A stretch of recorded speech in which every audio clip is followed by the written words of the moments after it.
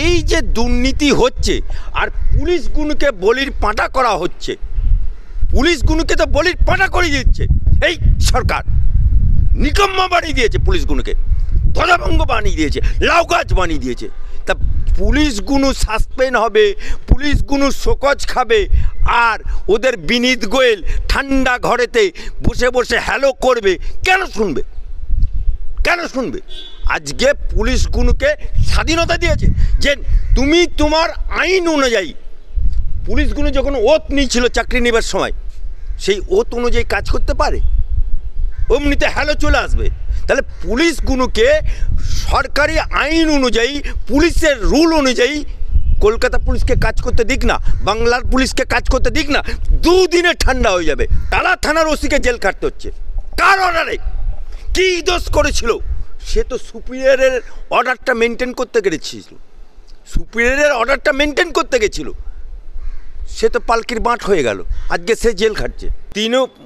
তৃণমূলের সাথে লড়াই হচ্ছে, এটা বকরা নিয়ে গণ্ডগোল হচ্ছে, কোনো টাকা পয়সার লেনদেনে গণ্ডগোল হচ্ছে, কিছু একটা ডাল মে কুচ কালা হয়, এই জন্যে গুলিটা বেরুলো না, এটাই ওর ভাগ্য।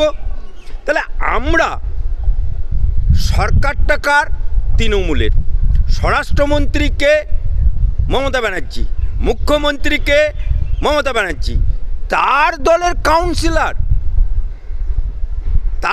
কাউন্সিলর, বিরোধী দল ছেড়ে দিন। কলকাতাতে বাংলাদেশের মেম্বার অফ পার্লামেন্ট, সে কলকাতায় চিকিৎসা করাতে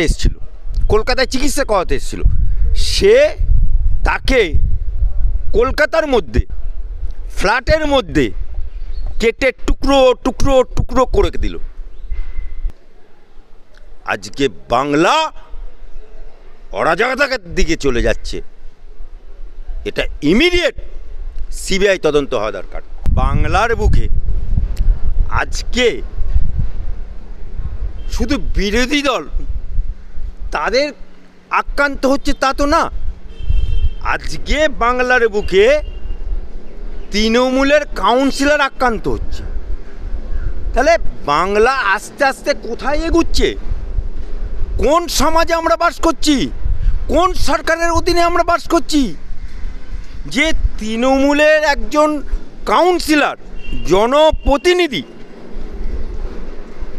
প্রকাশ্য তার বাড়ির সামনে যেখানে সে বসে আছে সেখানে বন্দুক নিয়ে, ভাগ্য ভালো গুলিটা বেরোয়নি, টিকারটা অন হয়নি, তাহলে পুলিশ তার বডিগার্ড, তাহলে পুলিশ সেভ করতে পারলো না, ওই কাউন্সিলরটাকে বাঁচিয়ে দিল ওই বন্দুকের স্টিকারটা, অর্থাৎ গুলিটা বেরোলো না, এটাই ওর ভাগ্য।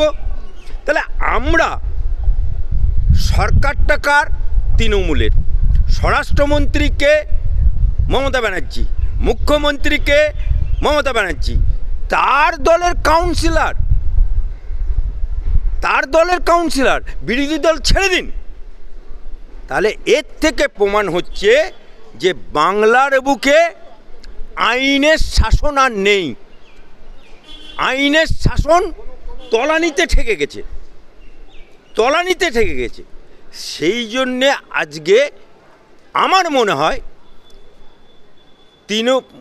তৃণমূলের সাথে লড়াই হচ্ছে, এটা বকরা নিয়ে গণ্ডগোল হচ্ছে, কোনো টাকা পয়সার লেনদেনে গণ্ডগোল হচ্ছে, কিছু একটা ডাল মে কুচ কালা হয়, এই জন্যে, অথবা তৃণমূলের কেউ লুটে পুটে খাচ্ছিল, উনি বাধার সৃষ্টি হচ্ছেন, উনি সেখানে প্রতিরোধ করছেন যে ওই লোকটাকে না সরালে তাদের লুটে পুটে খেতে অসুবিধা হচ্ছে, ওই কাউন্সিলরকে না সরালে তাদের লুটে পুটে খেতে অসুবিধা হচ্ছে, এই কারণে আজকে তাকে গুলির স্টিকারে দাঁড়াতে হয়েছিল, অ্যাটেম্প্ট করা হয়েছিল।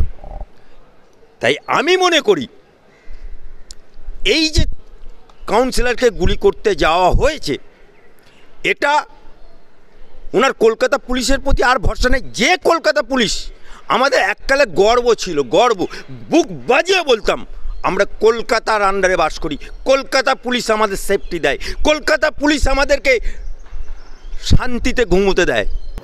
আজকে কোথায় নিরাপত্তা? তাহলে বিরোধী পক্ষ সাধারণ মানুষের নিরাপত্তা কোথায়? জবাব তোমাকে দিতে হবে মুখ্যমন্ত্রী, তুমি স্বরাষ্ট্রমন্ত্রী। আজকে বাংলা অরাজকতার দিকে চলে যাচ্ছে, এটা ইমিডিয়েট সিবিআই তদন্ত হওয়া দরকার। বাংলা এখন দুষ্কৃতীদের স্বর্গরাজ্য হয়ে গেছে। আপনি বলুন, খোদ কলকাতাতে বাংলাদেশের মেম্বার অফ পার্লামেন্ট সে কলকাতায় চিকিৎসা করাতে এসেছিল, সে তাকে কলকাতার মধ্যে ফ্ল্যাটের মধ্যে কেটে টুকরো টুকরো টুকরো করে দিল। সেটাও আমার কলকাতা বদনাম কার হলো? আমার কলকাতার বদনাম কার হলো? আমার বাংলা মায়ের বদনাম হলো। আবার সুরেন্দ্রনাথ কলেজের সামনে যে অস্ত্র ভাণ্ডার পাওয়া গেল, সে অস্ত্র ভাণ্ডার তো আমার কলকাতাতে পাওয়া গেল, এটা তো আর বিহারে পাওয়া গেল না, এটা তো আর উত্তরাখণ্ডে পাওয়া গেল না, এটা তো উড়িষ্যাতে পাওয়া গেল না, সেটা পাওয়া গেল কোথা? খোদ কলকাতায় সুরেন্দ্রনাথ কলেজ তার কাছ থেকে। এবং যোগাযোগ আমার মনে হয় 26 সালে ভোটকে সামনে রেখে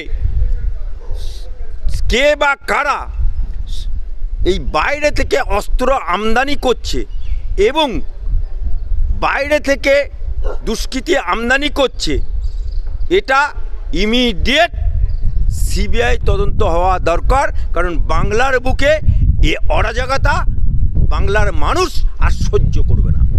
বাংলার মানুষ এই মমতা ব্যানার্জি সরকারের আমলে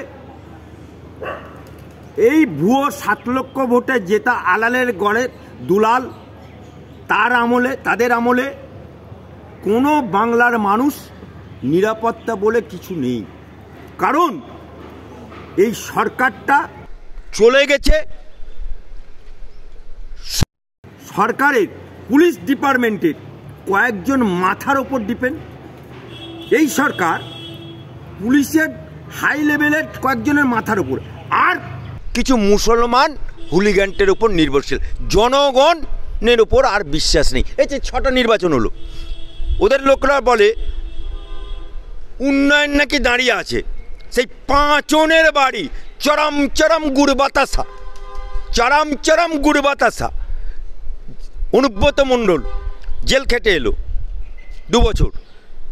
আজকে যদি উন্নয়ন রাস্তায় দাঁড়িয়ে থাকবে তাহলে ভোট লুট করতে হচ্ছে কেন? উন্নয়ন যদি রাস্তায় দাঁড়িয়ে থাকবে, বিরোধী দলের প্রার্থীর নামের পাশে নিকো প্লাস্টার আসতে হচ্ছে কেন? উন্নয়ন যদি দাঁড়িয়ে থাকবে তাহলে মোটর সাইকেল নিয়ে হাড়োয়াতে গ্রামে গ্রামে গিয়ে তোমরা যেগুলো দেখছে বিরোধী পক্ষে পড়ে যাবে ভোট, সেখানে গিয়ে চমকাতে ধমকাতে হচ্ছে কেন? অর্থাৎ বাংলার মানুষ ওই খালি কন্যাশ্রী, রূপশ্রী, এই দিয়ে আর চলবে না। অর্থাৎ উৎকোচ দিয়ে মানুষকে আর ধরে রাখা যাবে না। তাই বাংলার মায়েরা, বাংলার বুবুরা, বাংলার খালারা, বাংলার মাসিরা তাই তো রাত জেগেছিল। We want justice, we demand justice. ইটের জবাব বাংলার মানুষ 26 সালে দিয়ে দেবে। আবার এই কলকাতার বুকে ডিয়ার লটারির লক্ষ লক্ষ কোটি কোটি টাকা পাওয়া গেল। যেমন আজকে আপনার শিক্ষামন্ত্রী তার ঘনিষ্ঠ অপার বাড়ি থেকে টাকা গোনার জন্য মেশিন আনতে হয়েছিল, ডিয়ার লটারিতেও সেরকম মেশিন আনতে হলো। এই যে দুর্নীতি হচ্ছে আর পুলিশগুলোকে বলির পাঁটা করা হচ্ছে, পুলিশগুলোকে তো বলির পাঁটা করে দিচ্ছে এই সরকার। নিকম্মা বানিয়ে দিয়েছে পুলিশগুলোকে, ধ্বজাভঙ্গ বানিয়ে দিয়েছে, লাউ গাছ বানিয়ে দিয়েছে। তা পুলিশগুলো সাসপেন্ড হবে, পুলিশগুলো শোকজ খাবে, আর ওদের বিনীত গোয়েল ঠান্ডা ঘরেতে বসে বসে হ্যালো করবে। কেন শুনবে? কেন শুনবে? আজকে পুলিশগুলোকে স্বাধীনতা দিয়েছে যে তুমি তোমার আইন অনুযায়ী, পুলিশগুলো যখন ওত নিয়েছিল চাকরি নেবার সময়, সেই ওত অনুযায়ী কাজ করতে পারে, অমনিতে হ্যালো চলে আসবে।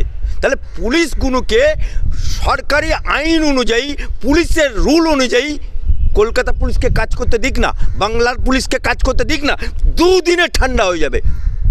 হুলিগানরা না দুদিনে ঠান্ডা হয়ে যাবে। আর এই কারণেই তো আজকে বলুন তো, টালা থানার ওসিকে জেল কাটতে হচ্ছে। কার অর্ডারে? কী দোষ করেছিল? সে তো সুপিরিয়রের অর্ডারটা মেনটেন করতে গেছিল, সুপিরিয়রের অর্ডারটা মেনটেন করতে গেছিল, সে তো পালকির বাঁট হয়ে গেল, আজকে সে জেল খাটছে। এই কারণে আজকে পুলিশদেরকে নিরপেক্ষভাবে আইন অনুযায়ী কাজ করতে দেওয়া হয় না বলেই আজকে এই হুলিগানরা সাহস পাচ্ছে। তাহলে ইন্টেলিজেন্স ডিপার্টমেন্টের ইয়ে কে? স্বরাষ্ট্রমন্ত্রী কে? মমতা ব্যানার্জি। আগে মমতা ব্যানার্জি পদত্যাগ করুক, আগে মমতা ব্যানার্জি পদত্যাগ করুক। যে আমি ফেলিওর স্বরাষ্ট্রমন্ত্রী হিসেবে, আমি মুখ্যমন্ত্রী হিসেবে ফেলিওর। নিজের বেলায় আঁটি সিটি, পরের বেলায় দাঁত কবাটি না।